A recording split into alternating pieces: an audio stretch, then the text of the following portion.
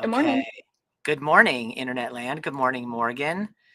Everybody, we're just waiting for Instagram, as usual, to go live as well. And when it does, we will get started with episode 15 of DIY Wellness. Okay. Mhm. Here's Instagram coming in hot now. Okay. All right. We are live everywhere. So, welcome to DIY Wellness, the show for people taking personal growth into their own hands. On this show, Brian and I, every episode, we explore a different strategy or method for improving quality of life and well being. We explain and experiment with whatever the chosen method of the episode is. And then we just hope that as you listen, you kind of decide whether it's something that you would like to try or something that doesn't really apply to you, and just take what works for you and leave what doesn't. Brian, how are you taking personal growth into your own hands this week? Yeah, okay, great question. Well, I am taking personal growth into my own hands actually by embracing reading for pleasure more. And Mhm. and Me I mean, too. reading for pleasure specifically in my case, I will say means reading fiction. That's what I mean by that because I read for pleasure all the time, but it's like nonfiction, heady stuff, whatever. In any Yeah. case, I'll get into that more in a minute, but to set the stage for everybody, we are going to talk about that, the hidden benefits of reading for pleasure today, what those are. Specifically, we're going to talk about how it helps the mind slow down, how it fuels self-reflection and becomes a source of joy. And so get ready, everybody, as we dive in to explain a little bit more about how reading for pleasure can actually be pleasurable in many other Yeah. ways besides for just the moment that you're reading for pleasure. Yeah, and I just wanna give a caveat that we're not pitching reading for pleasure as in any way like a morally superior way to get joy. However you get joy is awesome.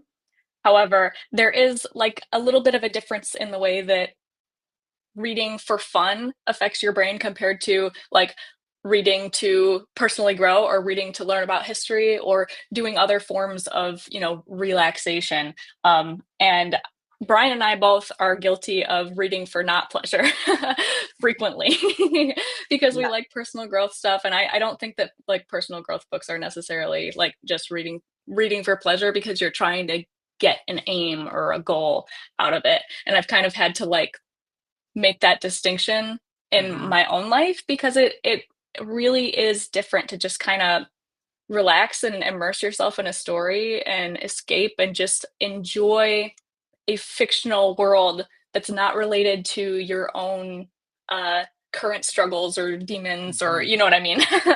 Yeah, exactly. Which it's funny that you say that because actually that's the thing with the pleasure reading that I've been finding is it is a way to escape, but by escaping, I am actually learning about my struggles and my Yeah. demons and my so like that's the I mean that's the beauty of a story well told, I guess, because sometimes you can read or watch a story and it has actually no resonant impact on you.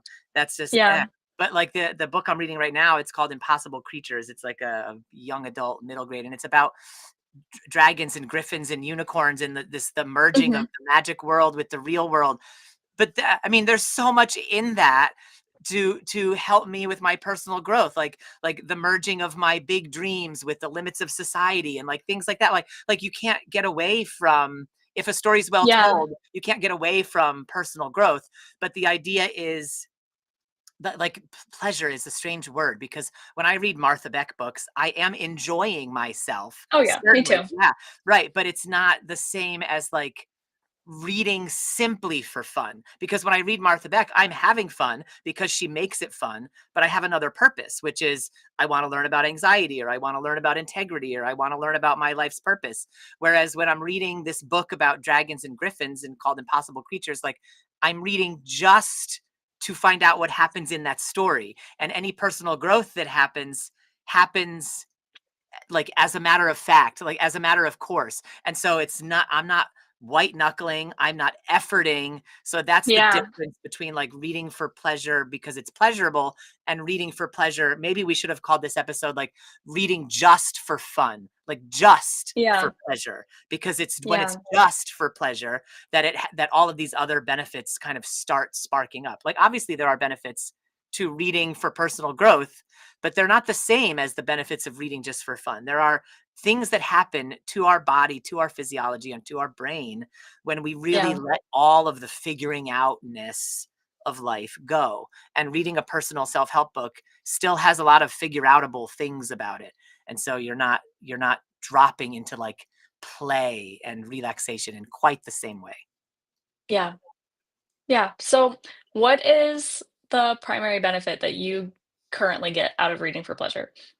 Okay, well, the last week is when I've really started reading this book, and it's new for me. Like, mostly I read the prescriptive self-help and stuff. Like, I've always said, like, I watch all kinds of fiction, but I always read nonfiction. I don't like to watch documentaries.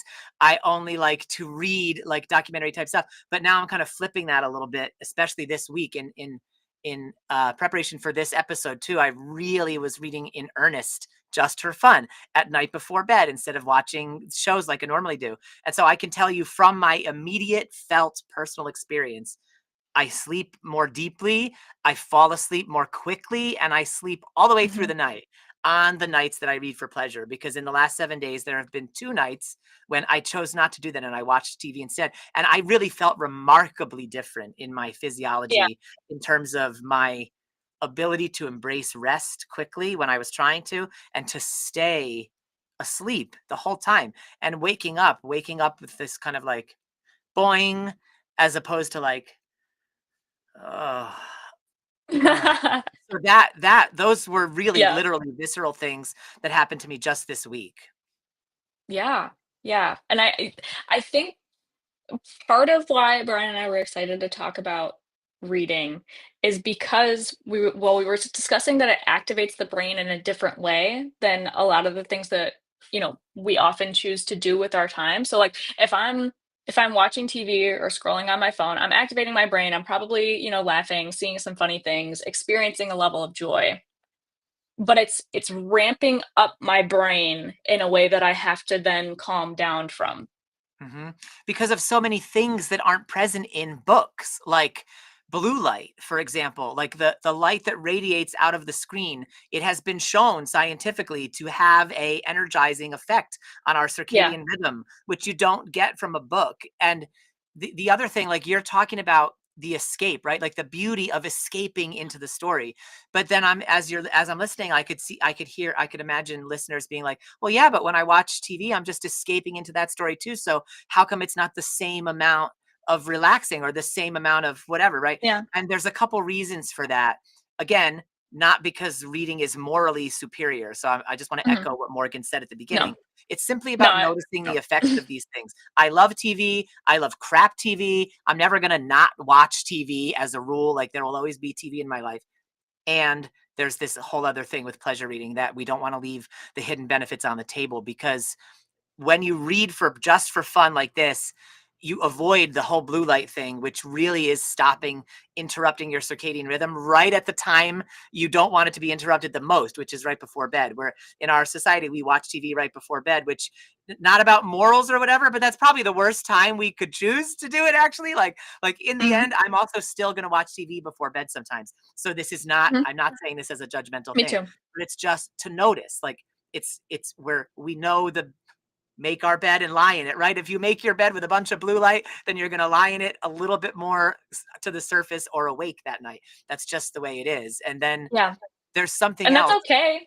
That's Yeah, okay, and it's that's gonna totally happen. okay. Exactly. It's okay. Like you do you, I'm going to do me, and on Friday night I'm still going to watch a movie and then try to fall asleep. It's not going to work, but that's just going to be what it is. You know what I mean? Yeah, yeah. So but the other point about this, not just blue light, it's about our imagination.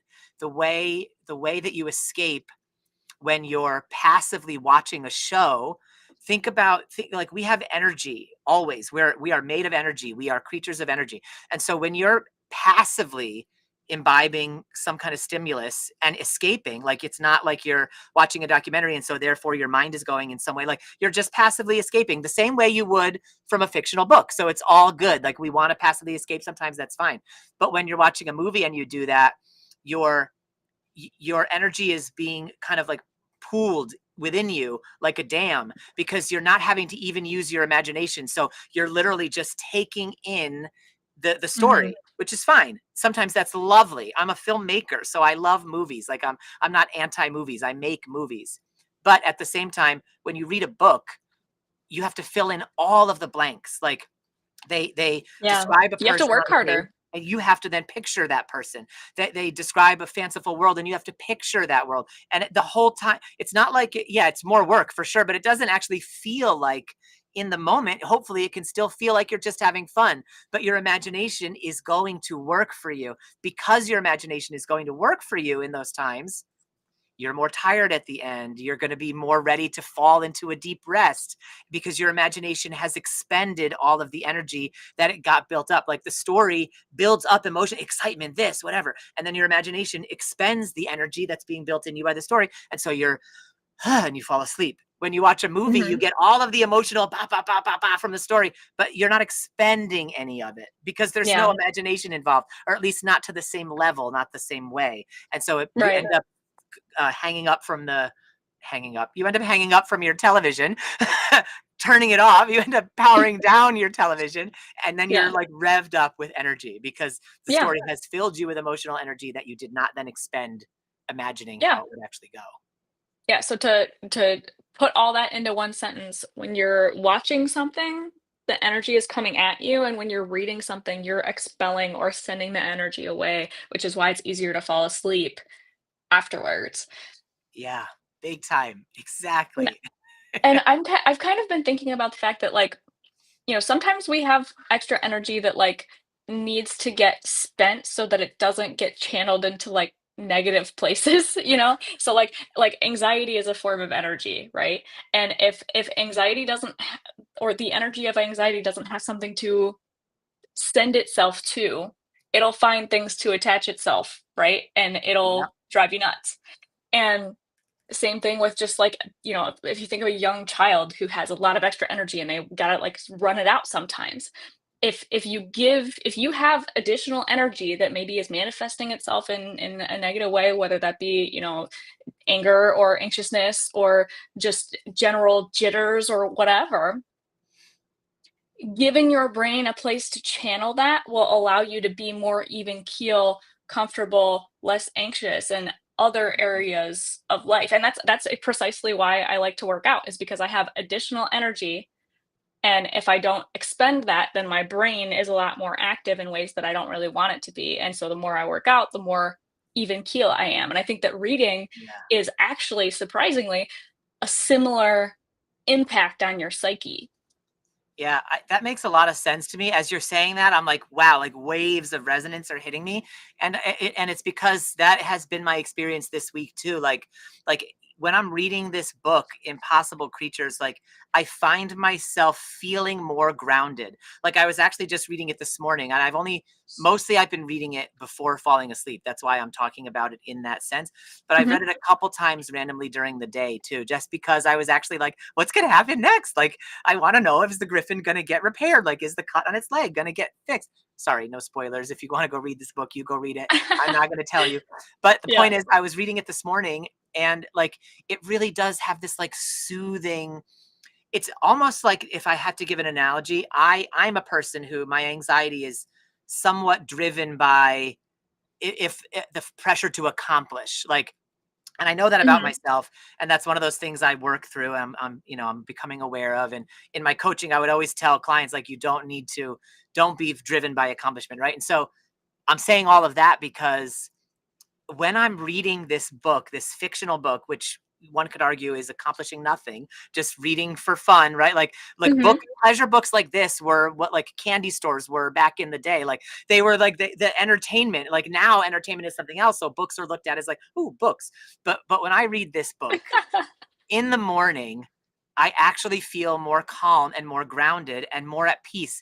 And the reason I said all that about accomplishment is because the peace that I feel while reading the book or after I put it down, it gives me that sense of like, the same kind of relief or thing that would wash over me when I feel like I've accomplished my to-do list for the day, or when I feel like I've like, if I got the award I was waiting for, like it feels like that just to read for a while. Like in my Mhm. system in particular, like I don't know if that would be the way it would translate for everybody, but because my anxiety is wrapped up in this thing about accomplishment, reading the book and lowering my anxiety has the feeling of like, oh, like as if I've accomplished something. So it's pretty Yeah. amazing how visceral it can happen. And I have a whole day ahead of me now, but I'm heading into Yeah. that day after our podcast, feeling that feeling of having accomplished my whole day. So that's going to change the nature of my day. I can already tell. Like I'm Yeah. going in this day with energy, with the boxing gloves, as opposed to like